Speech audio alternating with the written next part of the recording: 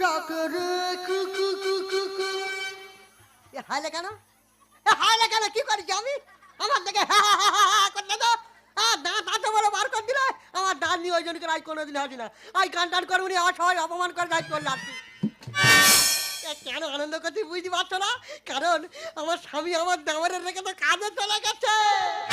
চোখে চোখে কথা বলো, মুখে কিছুই বলো না, ভালোবাসা নামে তুমি কেন করো চলো না, তুমি আমার হাতে তুমি আমার হাতে যাতে প্রেমের লাগি মোটা করে কোকিল ডাকে রে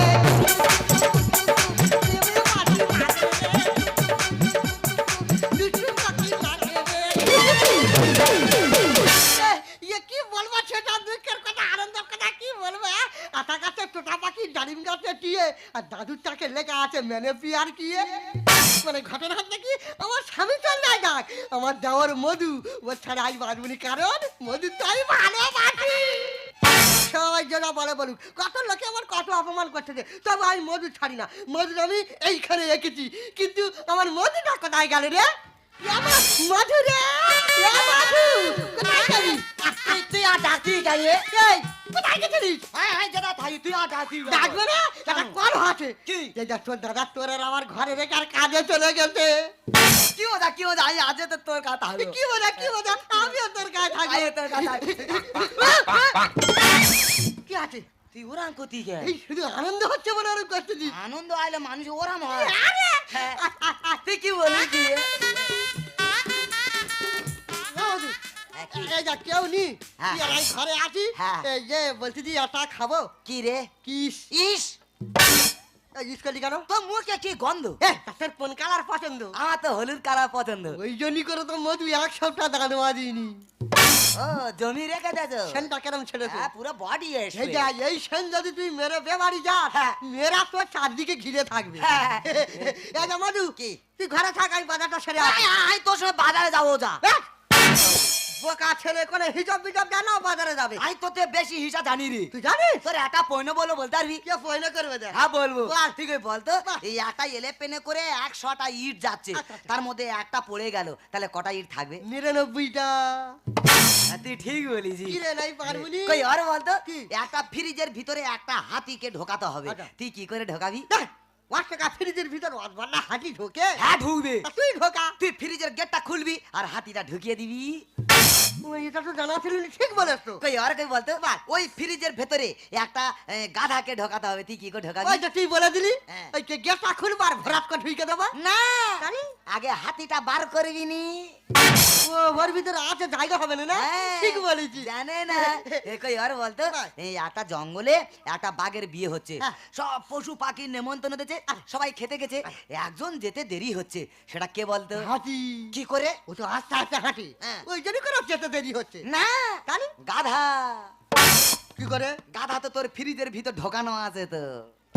ও ও তো বার করবি না? জানে না। ঠিক বলিস। কই আর বলতো তুই একটা ব্রিজের ওপর দাঁড়িয়ে আছিস, ব্রিজের নিচে নদী আছে, সেই নদীতে এত কুমির আছে যে পড়ে যাবে তার খেয়ে নেবে, তুই হঠাৎ সেই নদীতে পড়ে গেলি, তাহলে কি হবে? কি খাবে? কি তুই কুমির দা আমার বিরিয়ানি করে খেয়ে নেবে? না, তুই বেঁচে ঘরে আসবি। কি করে? সেই কুমিররা তো সব তো সেই বাঘের বেগ খেতে গেছে তো। জানা ছিল নি তো? জানে না। ঠিক বলেছিস। তুই তাহলে সেই নদীতে উঠে ঘরে আসতেছি, হঠাৎ তুই রাস্তায় মাথা ঘুরে পড়ে গেলি, কেন পড়বি?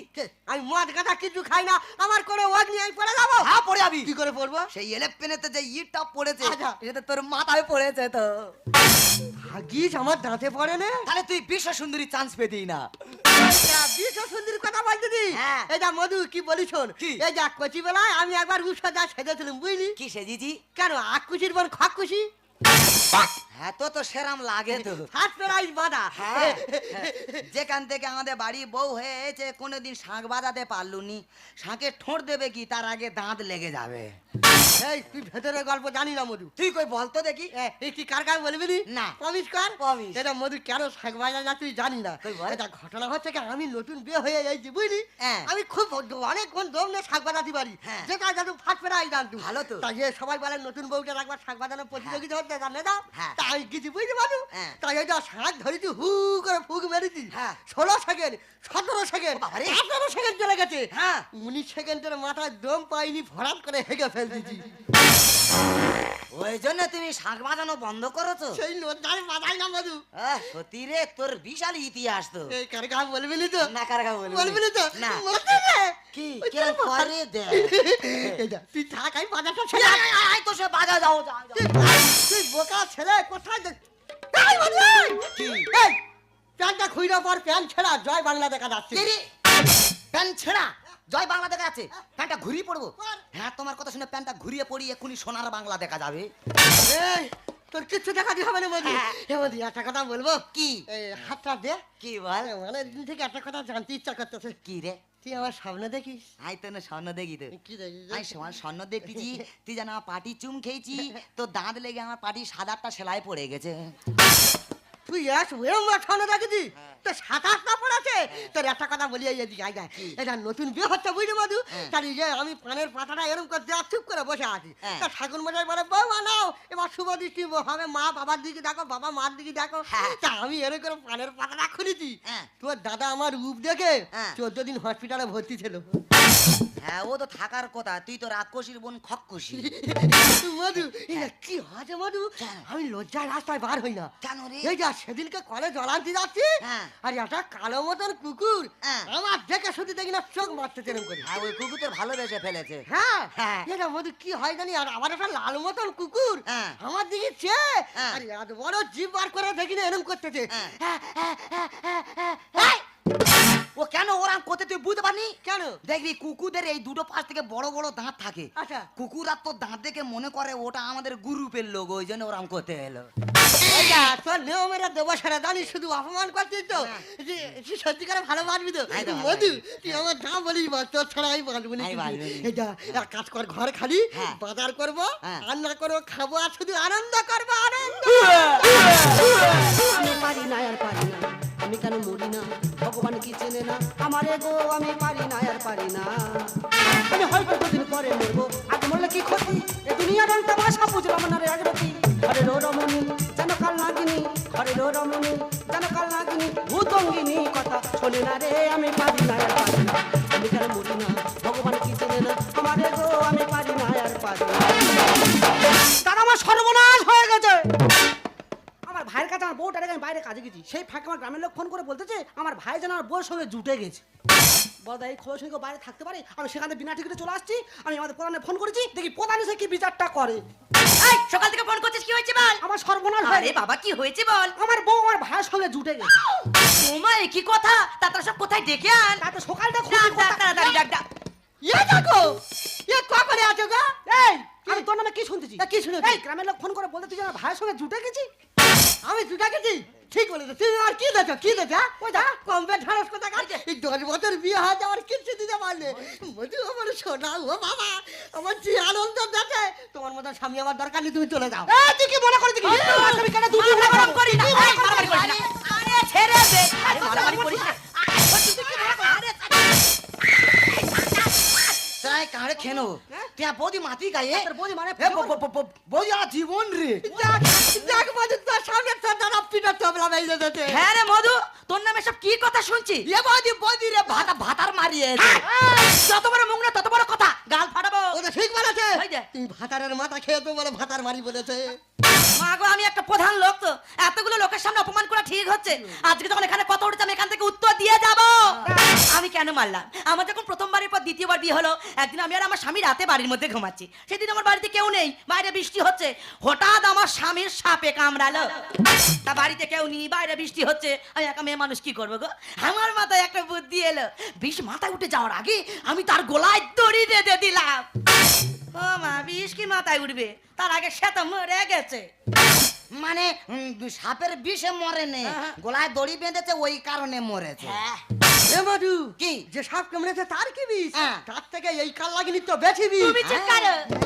দাদা আমি বিচার কার কাছে দিচ্ছি গো আমাদের প্রধান তো ভাতারের মাথা খেয়ে বসা চাপ! বড় বড় কথা বলবি না, কি বিচার করতে হবে সেটা বল। প্রধান আমি কি বলেছিল তুমি জানো না দু ভাই হ্যাঁ। আমার সংসার থেকে আমি আর ভাইকে আলাদা করে দিতে চাই।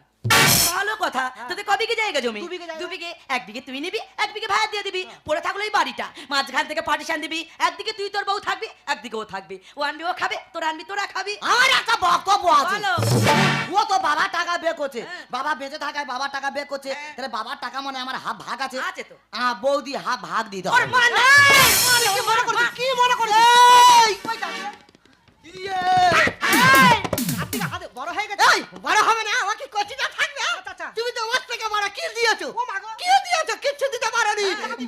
এই মধুর সঙ্গে আমি থাকবো, তোমার মতো স্বামী দরকার নেই, চলে যাও। আমি ভেবেছিলাম কেরালাতে আনবো রে খেটে, পাড়ার লোকে বলে আমার বউ গেছে জুটে, আমি স্বপ্ন দেখে কাঁদি ভাইয়ের বাচ্চা ওর পেটে। বাজে কথা বলবে না, আমি বিশ্বাস দিব্যেন্দু দিব্যি দিচ্ছি, আমার চরিত্র নিম পাতার মতন পবিত্র। আমি ভেবেছিলাম কেরালাতে আনবো রে খেটে, পাড়ার লোকে বলে আমার বউ গেছে জুটে, আমি স্বপ্ন দেখে কাঁদি ভাইয়ের বাচ্চা ওর পেটে, আমি স্বপ্ন দেখে কাঁদি ভাই। হ্যাঁ রে মধু, কি? আমরা সবাই জানি তুই একটা পাগলা হাগলা ছেলে, হ্যাঁ। তুই যে এত বড় শিয়ানা আমরা কেউ বুঝতে পারিনি। আমি বুঝতে পেরেছি, ওরম কথা বলে বৌদি থেকে আমার আলাদা করতে ওই যে। কোনোদিন পারবে না। বলে পেটে করলো মানুষ কেমন রে তুই ভাই। আর বাবার টাকার বউ যখন আমারও ভাগ চাই, হাতবারে কোন দিকটা? তুই বাবার টাকা হয় ভাগ দে, না তা বৌদি হাফ ভাগ দে। মেয়ে বলে ভাবি চাকরি মন দেখি চাই। আর দাদার চেয়ে ভালো সার্ভিস দিচ্ছে কেবলা ভাই। এবারে ওর কামড়াবো। দাদা আমি ভাবতাম ভাইটা পাগলা গেলে কিছু বোঝে না, এ তো 7 শিয়ানা আর 1 শিয়ানা। বলে পেটে করলো মানুষ কেমন রে তুই ভাই। আর বাবার টাকার বউ যখন আমারও ভাগ চাই, মেয়ে বলে ভাবি চাকরি মন দেখি চাই। দাদার চেয়ে ভালো সার্ভিস দিচ্ছে কেবলা ভাই। টাকা করে রান্না করে, টাকা করে রান্না করে খাচ্ছে দেহারি ছেটে। আমি স্বপ্ন দেখে কাঁদি ভাইয়ের বাচ্চা ওর পেটে, আমি স্বপ্ন দেখে কাঁদি ভাই। কি? তো দাদা দাদা করি না ভাই, যাস হ্যাঁ। বাড়ি এসে যাস তোর আবার আক্রমণ করতেছে। হ্যাঁ। আমি এমনি এমনি আক্রমণ করতেছি, তোরা দুজন তো আমার পাগলা করে দিচ্ছি। মিছে মিছে তোরা কেন করিস বাড়াবাড়ি? আরে লোক দেখানো সেবা করে দেওয়ার ভাতারি। ওর এবারে গোলা টিপে ধরবো। দাদা এইসব কথা আমার বলার ইচ্ছা ছিল না। আমার বাইরে রাধা গোবিন্দের মন্দির আছে, সে রাধা গোবিন্দের মন্দিরে দিনরাত হাত জুড়ে করে পড়া আছে, তা ওর মধ্যে হয়েছিলাম কি জেনে বসা আছি। আজকে থেকে করে দে ওর আলাদা হাড়ি। আর বৌদি ছাড়া হলে দেবো গোলায় দড়ি। তুই যদি আমার বৌদি থেকে আলাদা করে দিস, আমি হয় বিষ খাবো না, তার গোলায় দড়ি দিয়ে আত্মহত্যা করবো। মিছে মিছে তোরা কেন করিস বাড়াবাড়ি? লোক দেখানো সেবা করে দেওয়ার ভাতারি। আজকে থেকে করে দে ওর আলাদা হাড়ি। বৌদি ছাড়া হলে দেবো গোলায় দড়ি। খালিস করে যাচ্ছি ভুলিয়ে দোষটা আমার নেই মোটে। আমি স্বপ্ন দেখে কাঁদি ভাইয়ের বাচ্চা ওর পেটে, আমি স্বপ্ন দেখে কাঁদি ভাই। এই ছোটে, আমি তোকে ফোনে কি বলেছিলাম আমরা ভিডিও অফিসে ভাইটার মিটিং আছে, তোদের বিচার আমি করতে পারবো না, ভাই মেয়ে চললাম। ও কোরআন কি বলিস তুমি যখন এসো আমার দু ভাইয়ের বিচারটা করে দাও চলে যাও। আরে বাবা তোদেরকে বিচার করবো বলতো, তোর ভাই বলছে তোর বউয়ের ছাড়া মারা যাবে, তোর বউ বলছে তোর ভাইয়ের ছাড়া মারা যাবে, তোদের পারিবারিক বিচার ভাই তোরা করে নিস। ও কোরআন শোনো, ও কোরআন। ইয়া মাঝি, কি? ওরা কি আমাদের বিচার করবে? কে বিচার করবে? গ্রামের কোনো মানুষ আমাদের বিচার করতে বাধা রয়েছে করবে। হ্যাঁ। এই তোর দাদা মেরেছে দেখিস তো? হ্যাঁ। একদম কথা বলবি না। তা ওর সঙ্গে কোথাও না দিন, যে যেরাম ছিল সেরাম থাকবো। চলা আয় চলা। তুমি আমায় মারলে? হ্যাঁ আমি তোমাকে মানলাম, আমি তোমার জন্য গিয়ে বাইরে পড়াচ্ছি তোমাদের মুখে দুমুটো অন্ন দেওয়ার জন্য, আর তুমি সেই ফলতার সুযোগ নিয়ে তোমার ভাইয়ের সঙ্গে এত বড় খারাপ কাজটা করতে পারলে। ঠিক আছে, তুমি যখন আমার ভাইকে মন্দে বেছে নিয়েছো, তাহলে আমার ভাইকে নিয়ে থাকো, আর আমি সংসার থেকে চিরজীবনের জন্য বিদায় নিলাম। তুই যা, ও যেখান থেকে খালি বৌদি মাতে, কেন দুটো ভালোবাসার কথা বলা যায় না? এ বৌদি ও যা যাকে, আমি আর তুই যেমন ছিলাম তেমন থাকবো, তুই আমার সঙ্গে চলা আর চলা চলা। তুই আমাকে কি ভাবিস কি? ছোট লোক কোথাকা? ওরে ছোটবেলা থেকে এই হাতটি আমি তোকে কোলে পিঠে করে মানুষ করেছি, আর আমার দিকে কোনো ধরনের টাকাতে ধরে একটু বিবেকে বাঁধলো না। আর তুমি তুমি আমাকে ভুল বুঝলে।